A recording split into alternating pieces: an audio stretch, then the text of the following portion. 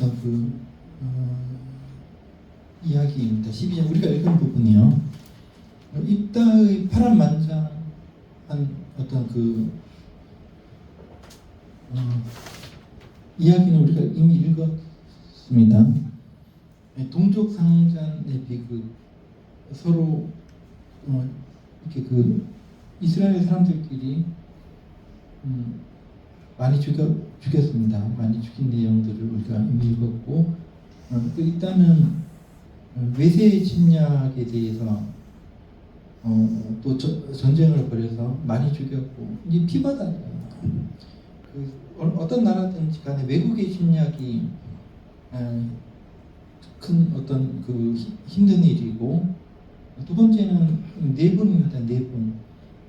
나라 안에서 서로 치고받고 싸우는 거. 그러니까 두 가지입니다. 나라 전체가 어려워지는 거는 강한 외국이 쳐들어오는 거가 굉장히 힘든데, 지금 러시아가 우크라이나를 공격을 해서 그 사람들이 얼마나 힘든지 우리가 모른다.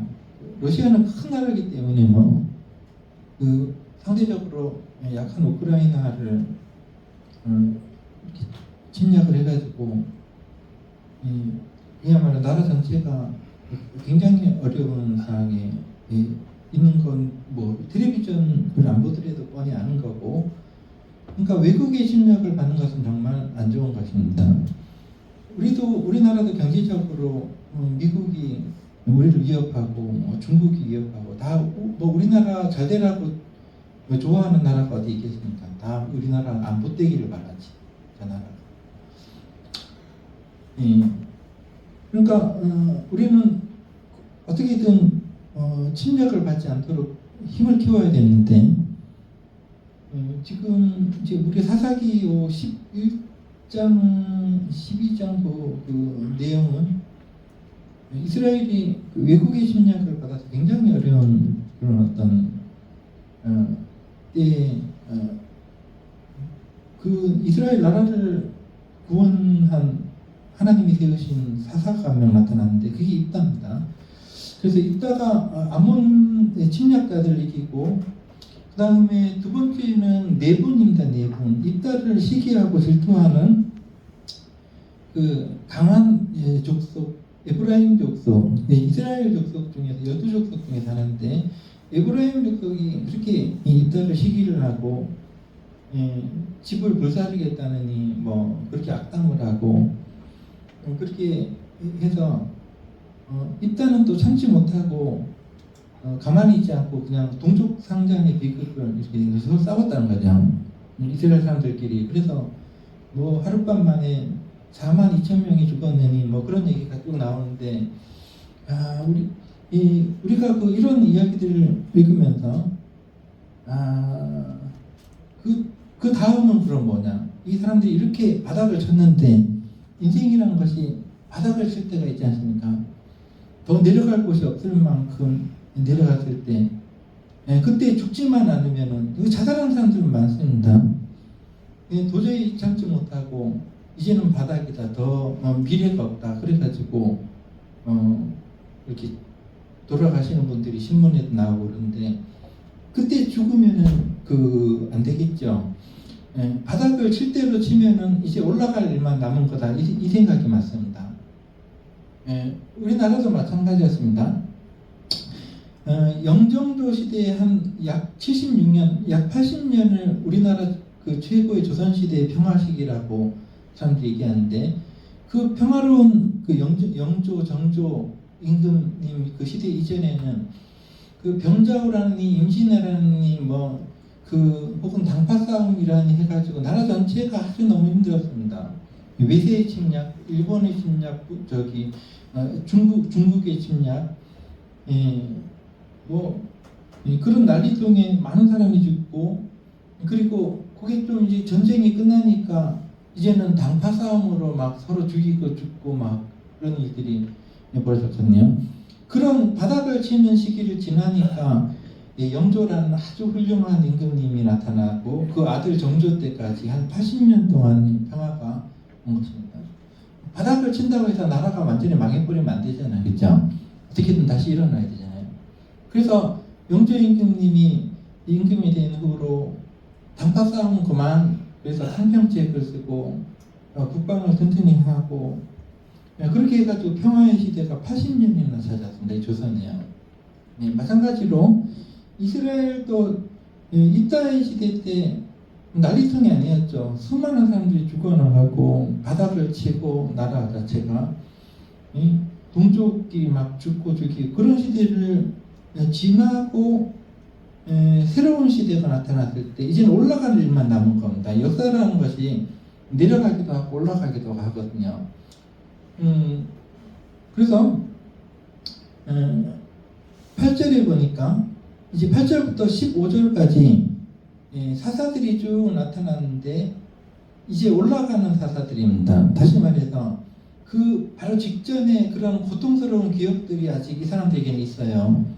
그 고통스러운 입다 때 사람 죽이고 겨우겨우 살아남은 사람들이 그 머릿속에 우리가 그때 그렇게 어려운 일을 겪고 나서 우리가 어떻게 살아왔는지를 이제 잊지 않겠다. 기억을 하고 있는 거예요. 그 자손들이 나타날 때까지.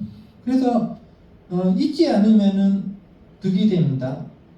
우리가 나이 먹은 사람들이죠. 나이가 많이 드신 분들을 함부로 그 젊은 사람들이 이길 수가 없어요. 왜냐하면 한번 바닥을 쳐본 사람들이기 때문에 인생에 있어서 쓴맛을 보고 정말 그 일어날 수도 없을 정도로 고통을 당해본 사람들이 나이가 들어가지고 그대로 살고 있는 거예요. 그럼 그 사람들을 누가 이겨요? 그 사람들은 이미 다 겪어본 사람들입니다. 나이가 드신 분들이요. 하나님께서 복 주셔가지고 늙은 거예요. 안 그랬으면 그 전에 확 자살해서 죽었어요. 어려움 때문에. 그러나 바닥을 치고 견뎌내는 사람들이 그 사람들은 무너뜨릴 수가 없습니다. 자연적으로 죽으면 죽었지. 그래서 그 사람들이 살아있을 때는 그 나라가 평안한 거예요. 우리 어르신들이 살아있으니까 계시니까 이 나라가 제정신으로 돌아가는 거지. 과거의 기억을 하나도 과거의 기억 자체가 없는 젊은 사람들이 만 있다 그러면 나라가 산으로 간다. 어떻게 이 나라가 그 지금까지 왔는지 그 기억이라고까지 할 것도 없죠. 그런 뭐 경험도 없으니까. 자, 그러나 이제 이 8절에 우리가 12장 8절부터 보면은 그런 어려운 시대를 겪고 난 후에 살아있는 사람들의 시대가 평화의 시대가 25년이나 그 고통스러운 과거를 딛고 25년의 평화를 얻었습니다. 이것이 인생입니다. 그래서 8절에 보니까 그 뒤를 이어라는 것은 그 파란만장한 입다가 죽고 나가지고 그 뒤를 이어 사사가 된 사람들 입산의 이름도 나오는데 9절에 뭐라고 돼 있습니까? 그의 아들 30명과 딸 30명을 두었는데 그가 딸들을 밖으로 시집 보내고 아들들을 위하여는 밖에서 여자 30명을 데리고 오고. 이게 무슨 말입니까? 나라 자체가 튼튼했다는 얘기입니다. 결혼 정식이요. 그래서 외국에 시집 보내고 자기 딸을 외국의 그 왕의 그 공주를 그 며느리로 삼고. 그러면 연대가 튼튼해지지 않습니까? 아무래도 그 사돈지간이니까 외국과 함께. 그러니까 이게 이 나라가 평화를 얻었다는 것입니다. 우리도 이재명 씨가 그 외국에 이렇게 돌아다니면서 그 대통령들 만나고 이게 굉장히 중요하지 않겠습니까? 서로 가서 음식도 나눠 먹고 이야기도 나누고 이게 우리가 앞으로 무역을 어떻게 하자. 우리나라 뭘 줄 테니까 그 너희 나라는 우리 뭘 줘. 이게 굉장히 좋은 겁니다. 근데 우리는 뭐 딸을 시집 보내고 뭐 이런 건 안 하는데 그런 걸 안 하는데 예전에 그 옛날에는 나라와 나라가 평화를 유지하기 위해서 절대적으로 아마 필요했을 겁니다. 우리나라도 마찬가지.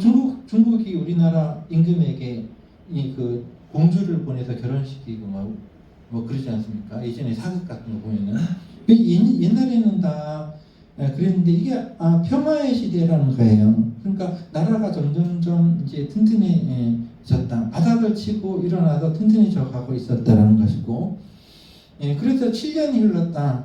9절에 입산이 이스라엘의 사사가 되어서 7년이 지나고 죽었습니다. 되게 짧았네요. 7년이면. 그리고 11절에 그 뒤를 이어서 또 스불론 사람 엘론이 또 사사가 나오는데, 이 사사도 10년 동안 이스라엘을 다스렸는데 마땅히 무슨 이벤트가 없어요. 이것은 더 평화로웠다는 얘기입니다. 마땅히 쓸 얘기가 없다라는 것은 아무 일 없었다는 얘기입니다. 그러니까 아주 잘 평화롭게 다스렸다는 얘기죠. 그 다음에 13절에 그 뒤를 이어서 비라손 사람 힐렐의 아들 압돈이 이스라엘의 사사가 되었는데, 그에게 아들 40명과 손자 30명이 있었는데 어린 낙이 70마리를 탔더라라는 것은 이 사사의 아들 손자들이 전부 다 존귀한 사람들이었다는 것입니다. 이건 완전한 평화를 얘기하는 것입니다. 전부 다 나귀를 탔대요. 아주 존귀했다는 것은 우리가 1960년대는 우리나라가 베트남보다 못 살았대요. 베트남 사람들 지금 우리가 우습게 여기잖아요. 베트남 그러면 못 사는 나라에서 여기 와가지고 시집왔다 이렇게 생각하잖아요. 그죠? 근데 1960년에 우리가 베트남보다 못했어요. 이 나라가. 그 과거의 사진들을 한번 뒤져보면은 무슨 이 나라가 뭐가 있었어요? 전쟁 끝나고 나서 아무것도 없고 달구지 끌고 다니고 도로도 없고 막 그렇게 그냥 찢어지게 가난한 나라였는데, 이 나라가 그런 어려움을 지나고 나서 그 박정희 대통령으로부터 해가지고 경제 성장을 막 거듭하면서 사람들이 그렇게 그 정신을 차리고 그렇게 해가지고 오늘날까지 온 거 아닙니까? 그럼 지금과 비교해서 얼마 전 얘기 아닙니까? 지금 2026년 아니에요. 그럼 1960년대라면 얼마 지나지도 않으니까 엊그제 얘기입니다, 사실. 근데 엊그제는 우리가 그렇게 못 살았는데 지금 어떻게 이렇게 잘 사느냐? 우리나라가 전 세계 그 나라들 중에서 10위 안에 들 줄 어떻게 알았겠습니까? 예, 이렇게 선진국이 될 줄 어떻게 알았겠어요? 예, 외국 사람들이 우리나라에 와서 놀란다 그래요. 이렇게 좋은 나라가 있었냐? 예, 그래서 우리나라에 살러 많이 오지 않습니까? 예, 이런 그 나라가 어떻게 이루어졌느냐? 우리가 과거에 어려움을 딛고 일어섰기 때문에 그렇다는 거죠. 그런데 문제가 있습니다. 13장으로 넘어가야 됩니다. 꼭이요. 넘어가 보면은 이스라엘 자손이 다시 여호와의 목전에 악을 행하였으므로 여호와께서 그들을 40년 동안, 평화의 시대가 25년이었는데 고작 40년 동안 블레셋 사람들의 손에 넘겨주셨다라는 말은 다시 고통의 시대가 왔다는 것입니다. 왜 이렇게 됐을까? 그것은 잊어먹었기 때문에 그렇습니다. 이전에 어려웠던 바닥을 쳤던 사람들이 이제 죽지 않겠습니까? 나이가 들으면 죽지요. 그러면 새로운 세대들이 나타나는데 이전의 세대들이 어떠한 어려움을 겪고 살아왔는지 모르는 거예요. 모를 수밖에 없는 게 인간이지요. 모르면 다시 교육받아야지. 잊어먹으면 다시 교육받아야죠. 그러니까 잊어먹었어요. 그러니까 이스라엘 자손이 슬슬 이제 타락하기 시작해서 하나님이 보시기에 이거는 다시 교육해야겠다라고 그렇게 된 겁니다. 이게 역사가 반복이 되죠. 그래서 다시 쫄딱 망하는 일이고, 우리나라도 조심해야 되지 않겠습니까? 이 나라가. 네. 우리가 이렇게 잘 나갈 때 정신을 차려야 된다. 잘 나가면은 더 겸손해지고 과거를 더 잘 기억하고, 그래서 우리가 어떻게 살아왔는지 잊어먹지 말아야 되는데, 잊어먹게 되면은 교육을 다시 받아야 돼요, 하나님께.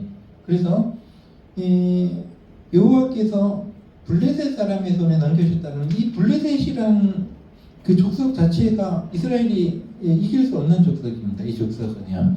이 족속은 유럽 지방에서 배를 타고 온 그 사람들인데, 그 당시에 이스라엘 사람들이 갖지 못했던 철기를 가지고 있습니다. 철기, 그러니까 철로 만든 무기를 가지고 있었다.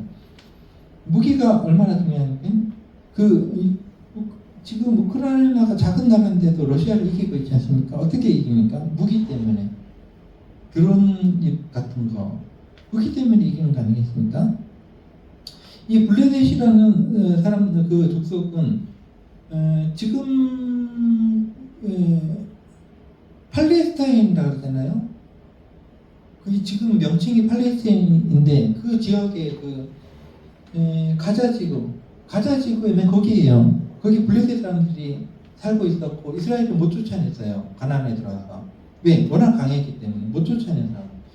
지금도 이스라엘이 2000년 만에 나라를 세우고 1948년에 나라를 세우고 그 땅을 다 먹고 싶었는데 가자지구에 있는 팔레스타인 사람들 못 쫓아냈습니다. 강해서 못 쫓아낸 건 아니겠지만은 이 예전에 이 시대에는 가나안에 쳐들어온 이스라엘 사람들이 블레셋 사람들을 못 쫓아냈어요. 왜냐하면 워낙 강했기 때문에. 그러니까 항상 이 블레셋이 목을 잡고 있었던 것입니다. 그래서 하나님께서 이 이스라엘 사람들을 블레셋 사람들의 손에 넘겨주셨다.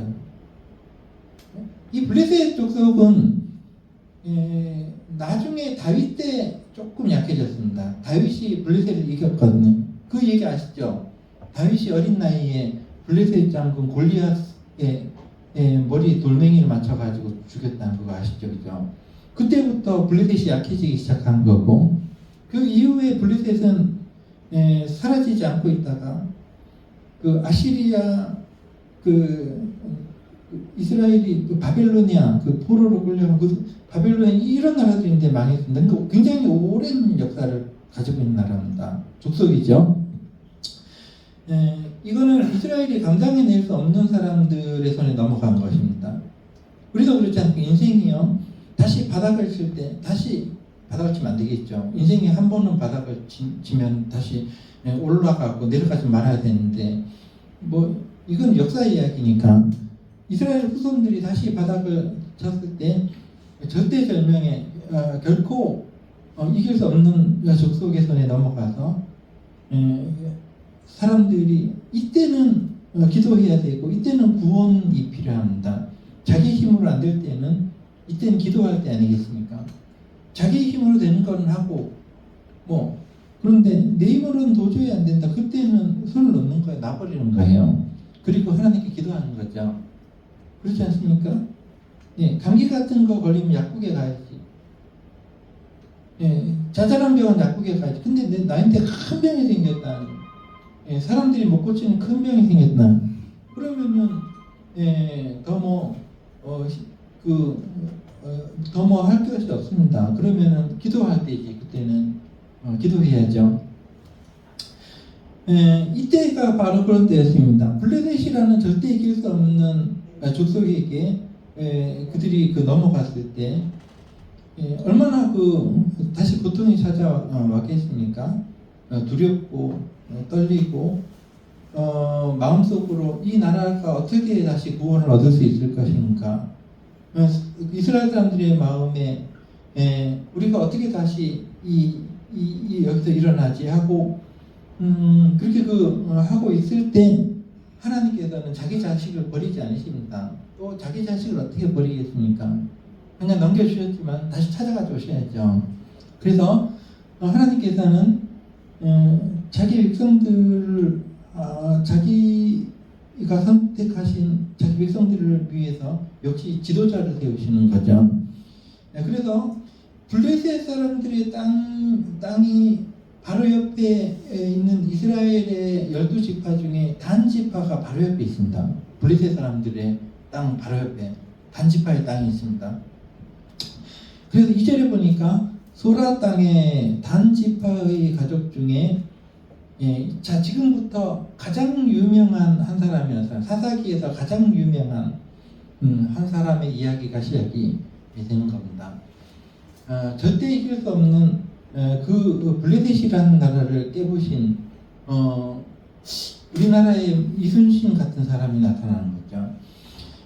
이 사사기에서 유명한 사사가 많습니다. 기드온이라든가 입다, 드보라, 바락 이런 사람들이 있지만은 삼손이 제일 분량이 많아요.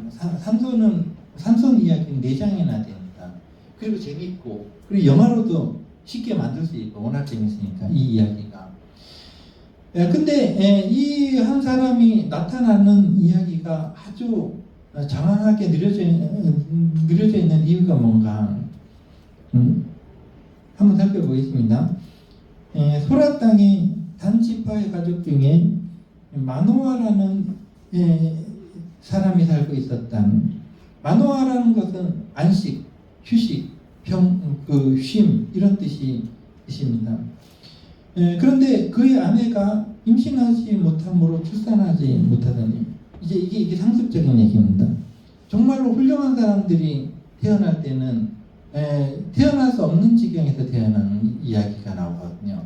그 예수님도 마찬가지입니다. 처녀가 잉태한다든지, 또 선지자 세례 요한이 태어났을 때 그 임신을 못하는 여자가 임신을 해가지고 세례 요한이 태어난 그런 이야기. 그러니까 이게 굉장히 상투적인 건데, 그만큼 절대로 일어나지 않을 일들이 일어나기 시작하는 게 하나님의 역사입니다. 우리도 어려움을 겪고 있을 때 우리가 전혀 예상하지 못했던 일들이 일어나서 우리를 구원하는 수가 있습니다. 나를 전혀 도와줄 것 같지 않았던 사람이 나를 도와주기도 하고, 내가 정말로 바닥을 치고 다시 일어날 수 없다고 생각될 때 이상한 일이 벌어져서 내가 다시 일어날 수 있도록 만드는, 그게 바로 하나님의 그 역사입니다. 여기 보니까 출산하지 못하는 여자가 임신을 했다라는 거죠. 더군다나 자, 지금 이제 중국이나 우리나라나 이집트나 바벨론이나 이집트도 마찬가지지만 자식을 낳기 전에 우리는 태몽을 꾼다고 하지 않습니까?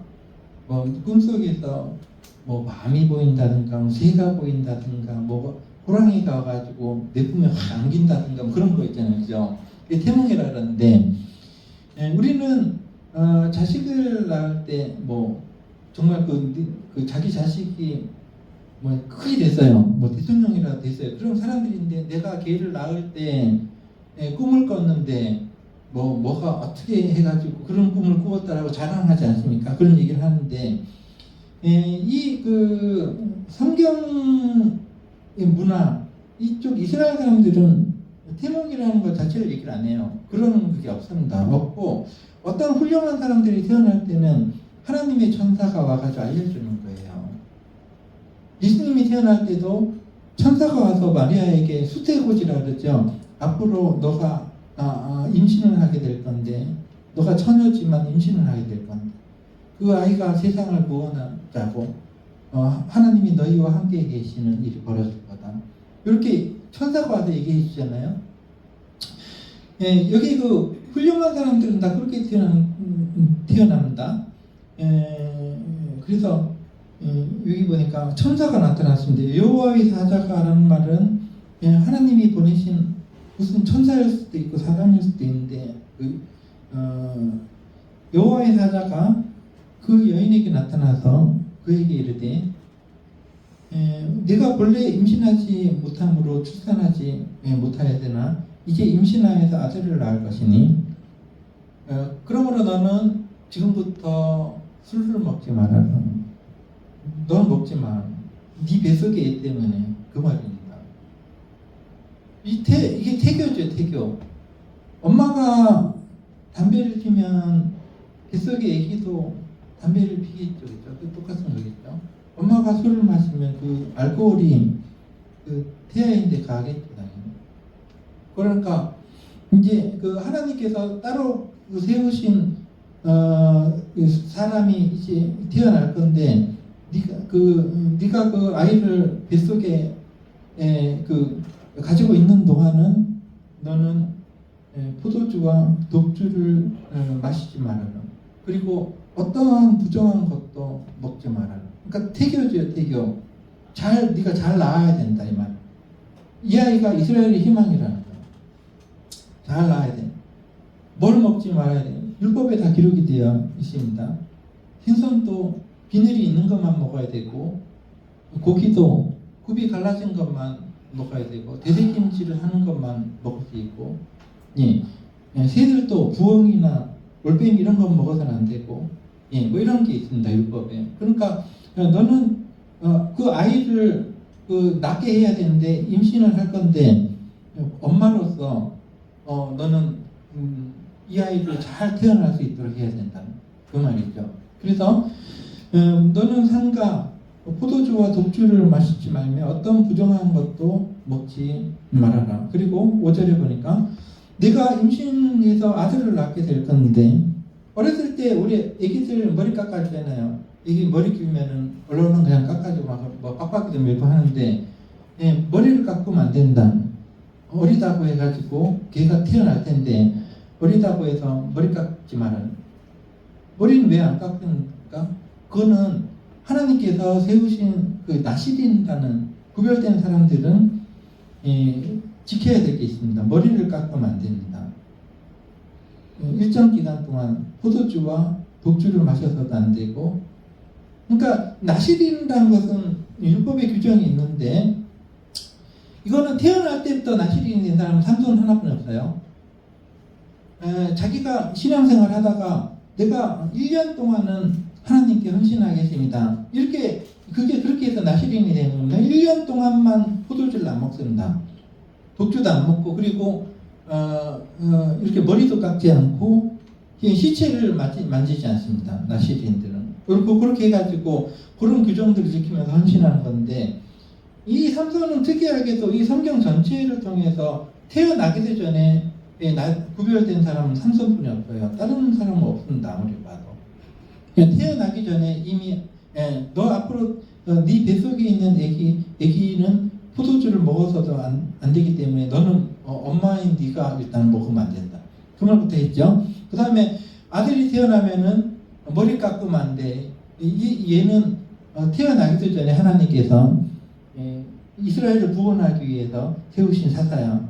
그 구별된 사람이야. 이렇게 해가지고 그렇게 얘기해 주지 않습니까? 천사가 너가 그의 머리에 삭도를 대지 말고 말하라. 이 아이는 태에서 나옴으로부터 그러니까 어머니 뱃속에서부터 하나님께 바쳐진 나시린이 된 아이다.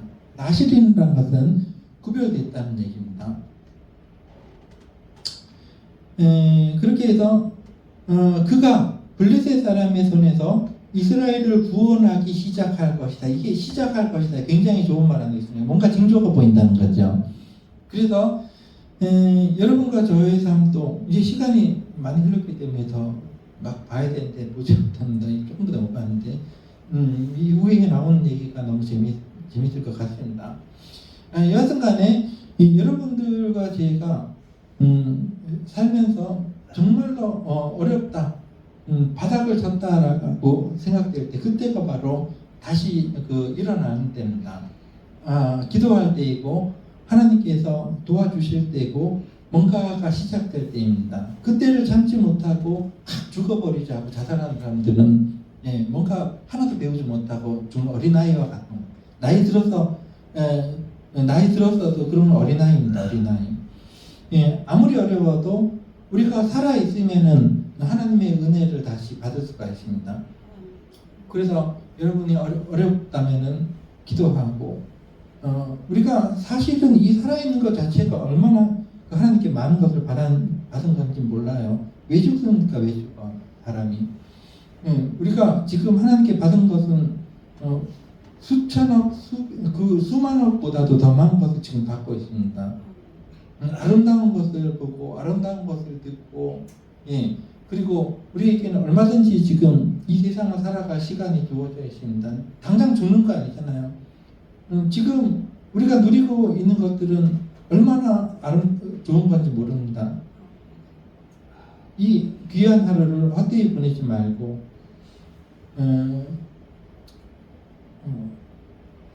그렇게 여러분들이 자신의 삶을 행복하게 갖고 나갈 수 있는 여러분들과 제가 되기를 기도하겠습니다. 기도하겠습니다. 하나님 아버지 감사드립니다. 우리가 과거를 돌아보면서 이 성경에 기록된 과거뿐만 아니라 우리 자신의 과거도 돌아보고 또 우리가 하나님께 붙들림 바 되어서 어떤 은혜를 받고 있는지